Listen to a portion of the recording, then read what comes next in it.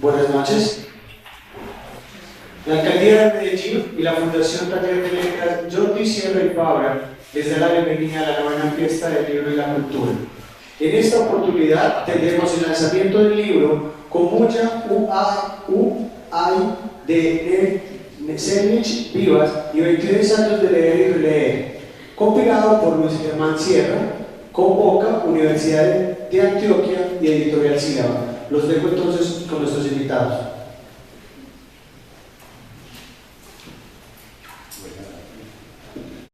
Yo creo que podríamos empezar, Luis Germán, preguntándonos en torno al ensayo literario.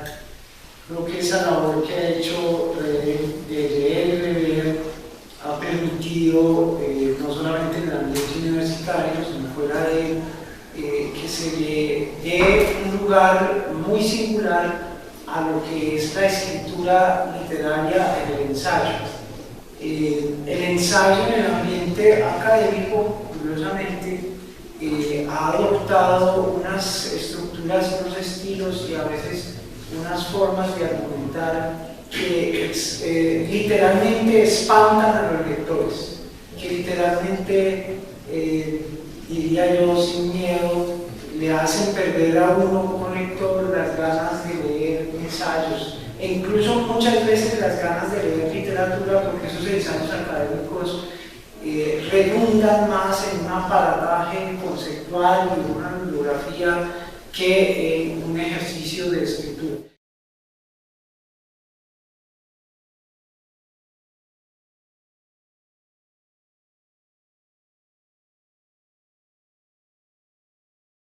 Cuando yo llegué por primera vez a la selva, hace más de 18 años, yo pensaba que el ensayo había sido un invento europeo.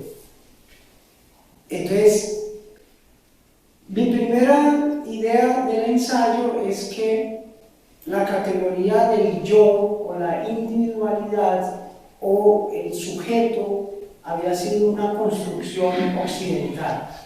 Cuando yo llegué a la selva amazónica me di cuenta que en esa cultura, en la cultura única, también existe la categoría del yo, también existe el individuo, también existe el sujeto, pero estas categorías no necesariamente formulan un proyecto de sociedad en el que se excluya la colectividad. Y empecé a pensar que si bien es cierto el ensayo fue un invento europeo, el ensayo también está asociado a un proceso de desarrollo que, por supuesto, apunta al modelo burgués, al modelo de sociedad del capitalismo, al modelo de sociedad del individualismo, etcétera, etcétera. Eso no sucedió en esta cultura. En esta cultura hay géneros como el haggadah, es un género ensayístico en el que dos personas cuentan el ensayo. Entonces se van hablando, él va proponiendo un tema y yo lo voy respondiendo, él propone un concepto, yo lo voy respondiendo, y así de manera dialogada van desarrollando las ideas, van analizando los problemas y van mostrando que esos dos sujetos, esas dos individualidades, no rompen con el principio de colectividad o de sociedad colectiva o de solidaridad de lo que debe ser esa cultura del río y de la palma.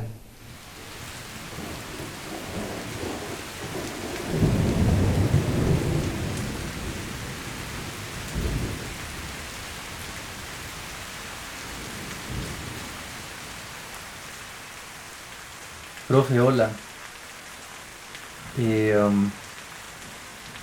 Te cuento primero que todo que aquí estoy viendo el material que grabé hace unos años, parte del material que grabé hace unos años contigo, ¿no? Desde que nos conocimos, profe. Ese día inolvidable para mí, en que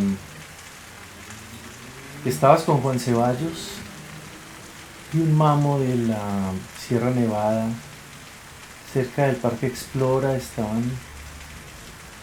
cerca del edificio de extensión de la Universidad de Antioquia, tomándose algo en un café. Yo me acerqué y les manifesté mis respetos,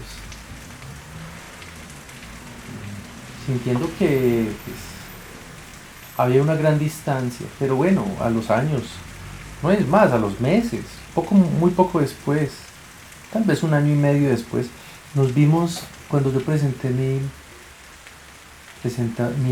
proyecto de maestría. Tú eras uno de los evaluadores y me dijiste de inmediato que tú querías dirigir ese proyecto de maestría y desde entonces has sido para mí una guía.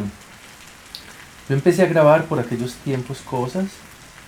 Grabé ese lanzamiento que es casi pues lo único que va a quedar de tantas grabaciones que hubo en el documental que estoy haciendo, digamos, un poco para ti.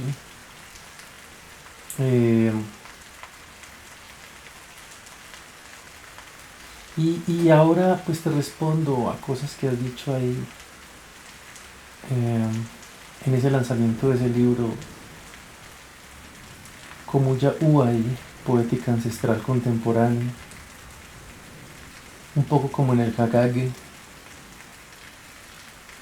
Meneka, viendo llover. De hecho, está lloviendo mientras hablo y está lloviendo en la imagen que veo en este instante, que tal vez creo tú verás cuando veas este trabajo. Porque no sé si estemos vivos entonces. Mira, todo este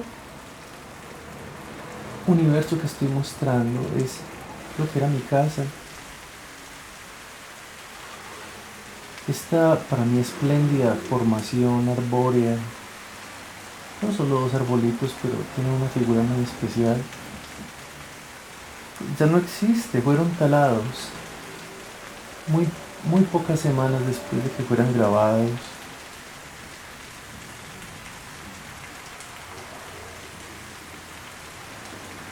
Estoy acogiendo temas, estoy mostrando lo que era mi ámbito, tanto cuando hice la maestría contigo como cuando hice el doctorado. Yo llegué a este lugar contento, porque era un lugar, mira, al fondo se ve un centro comercial. A nosotros decían, por aquí hay mucho comercio. Para mí era que había lugares ahí para comer y para, pues uno también pasar un rato, peluquearse, en fin, pues o sea, mutilarse, como dicen aquí en Antioquia.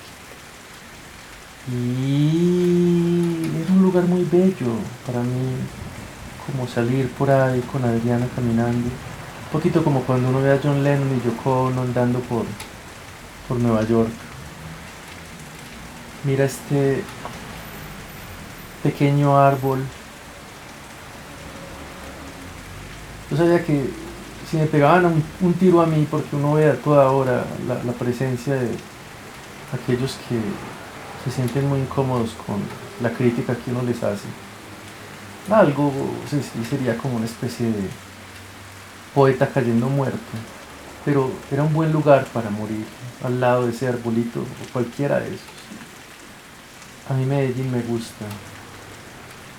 Sin embargo, la política era tumbar todo eso.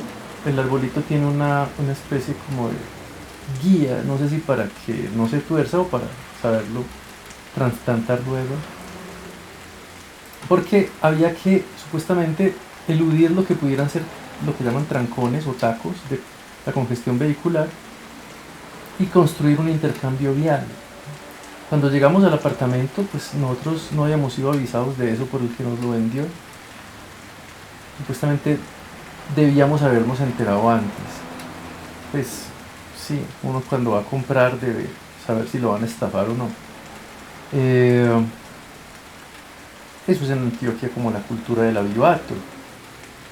O sea, del vivo, del que esté pendiente de si lo van a tumbar o no, porque pues nosotros dimos papaya, compramos sin averiguar qué iba a pasar en ese lugar y resulta que iban a hacer. intercambio vial.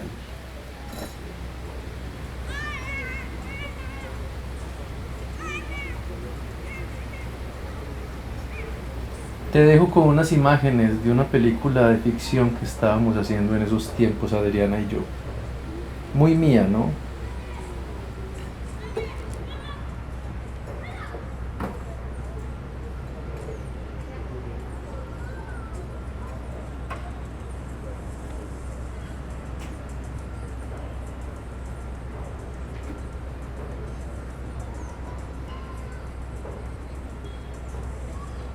Raulillo. ¡Ey, parcero! ¿Está bien o qué? Qué bueno verte en el café, hombre. Ah, parce, pues, Por lo menos lo que yo viví desde los bares, que toda la vida he trabajado en bares y en bares de prestigio frecuentados. Pues hubo un momento en que era absolutamente normal ver una mesa compartida por el clero, los políticos, los que después surgieron públicamente como mafiosos y eso, pues, yo atendía mesas de esos mafiosos junto con cualquiera, eso era pues absolutamente normal y la gente llegaba chicaneando que estuve en una fiesta en yo no sé dónde.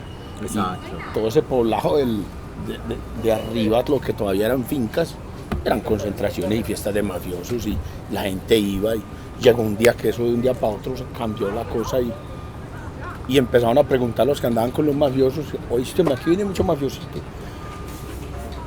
Y yo con ganas de decirle, pues no estaba ayer con ellos pues, pero eso fue una cosa que se volvió pecado de un día para otro. Yo lo que sí veía era como que entraban dos cosas. Irrumpía un poco el tema del dinero en la ciudad, yo que lo vi pues desde la comuna. Y por otro también el tema de un gusto exabrupto por la exageración. No sé por qué eran tan exagerados. Pues por caballos, por carros, por cadenas, por ropa, por tenis de marca. Pues, ¿te acordás que hubo un tiempo que todo era, el que tuviera tenis de marca estaba Play y empezó a surgir estas marcas Nike, Reebok, Levi's, Babu, Legli? Que yo creo que todo eso yo creo que a nosotros nos mató fue ese cambio ese cambio histórico, además porque eso se incubó en un momento histórico muy interesante y era como ese capitalismo salvaje que empezaba a tragarnos y la gente a pensar en marcas y en cosas. Y pues a mí me tocó que uno iba a comprar los pantalones y los blue jeans a un mismo sitio, allá íbamos todos a donde pagaba menos. Claro. Allá íbamos todos a pagar menos, pagué menos en Colombia. Pagué menos, claro, ahí vendían los Legli. Y mi mamá me medía los pantalones en el cuello. Eso era frente del éxito. Claro, uno no Sí, tenía la les- posibilidad siquiera de medirse los pantalones, eso es lo que la mamá dijera. Ajá. Y entonces lo echaban a una canasta y eso es lo que nos vamos a llevar. Y nadie... esas privaciones de alguna manera, ese cambio de una ciudad de fabril a una ciudad de servicios, porque eso fue una revolución. Nosotros, ese cambio de provincia a ciudad nos hizo mucho daño y ese exceso de dinero generó ese tipo de cosas. Entonces, los cerrajeros, los dueños de depósitos, el que tenía un taxi, el que tenía un carrito para hacer transporte, cualquiera llegó a concluir que la pata de la mafia era la que movía la economía. Eso sí era plata. Y entonces decirle a la gente que se iba a acabar con la mafia, algunos entraban en pánico a decir, hombre, es que si no están los que meten el billete, esta economía no se va a mover. Y ni se diga los meseros, pues es que yo me alegraba cuando yo llegaba un mafioso, yo me frotaba las manos, pues así era. La poesía ancestral nos plantea una revisión del modelo de desarrollo del capitalismo. Hay una propuesta. Completamente, porque esa propuesta económica no proviene del progreso, no tiene esa concepción del progreso, es decir, la economía no es para generar rentabilidad y ganancia, sino para preservar la vida y armonizar las energías. Entonces allí surge la respuesta de por qué nuestras naciones excluyeron el modelo económico indígena, porque estaba en contra del modelo del progreso y del desarrollo. Entonces ahí está el problema. En realidad la poesía indígena sí plantearía por lo menos una crítica radical a ese modelo de desarrollo. Y creo que hacia allá puede ser que hacia allá se dirijan los poetas indígenas de hoy, que se dieron cuenta que el modelo del capitalismo había colapsado y que ellos tienen que entrar en un proceso de defensa de lo que tenían antes para poder preservar la vida en sus territorios. A mediados de los 80 me ganaba lo que nunca me va a ganar a finales del 2000 en propinas. Pablo Escobar, de su Renault 9 en la maleta, levantaba la maleta, los billetes de 2000 se levantaban y usted veía a los gamines muy juiciositos haciendo la fila en orden. Gamines en orden recibiendo las propinas y las ligas de Pablo Escobar y uno con ganas de hacer esa fila, pero era como penoso porque uno está en otro nivel y ya pues, pero yo me pelaba por hacer esa fila. Ese hombre, estaban dando plata. Billetes de 2000 a destajo, eso era así, eso era como la crocantes. famosa escena del mexicano en una patrulla, así era Pablo Escobar, repartiendo platica, los muchachos muy juiciosos, para las propinas era igual y era interesante.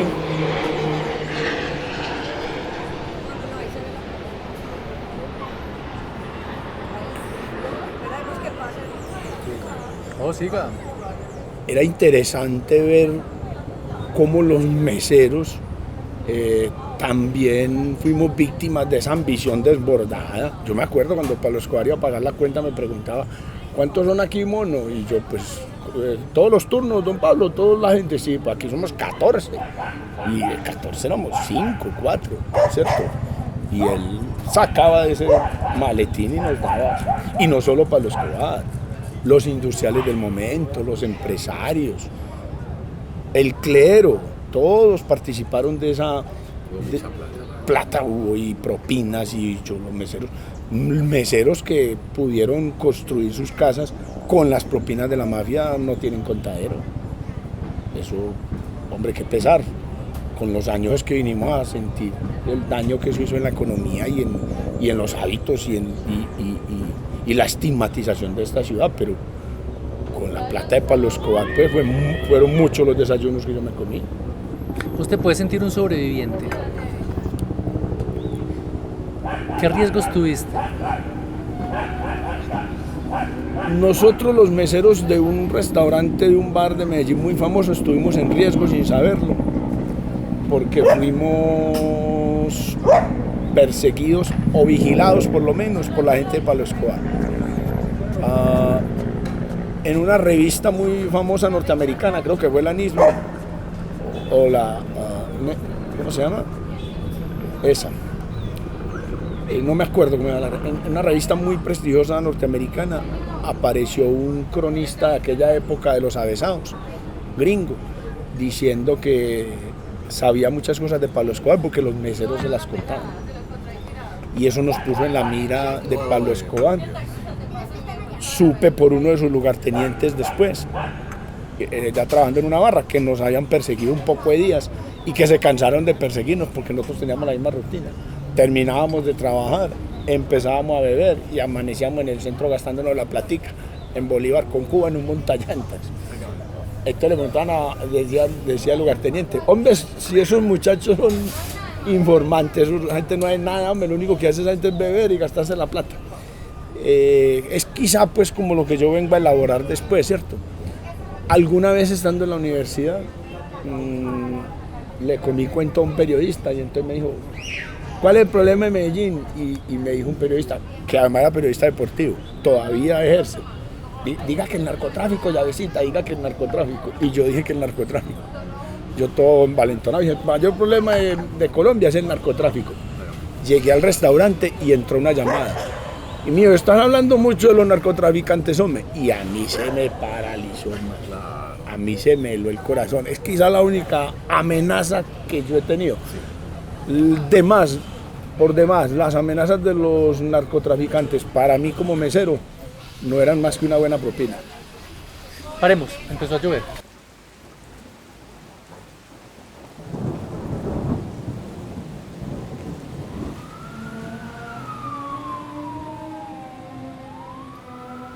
Al fin, profe, pues el intercambio vial se construyó. Hoy nosotros estamos acá, 4 cuadras más lejos. Alcanzamos a ver desde aquí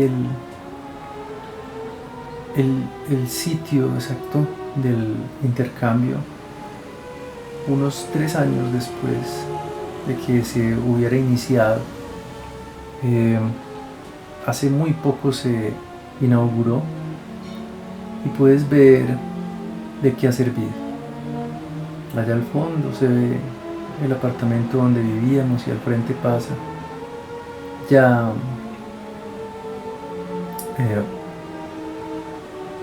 la vía que lleva al túnel y pues, se congestiona en un instante. De hecho está más congestionado que antes.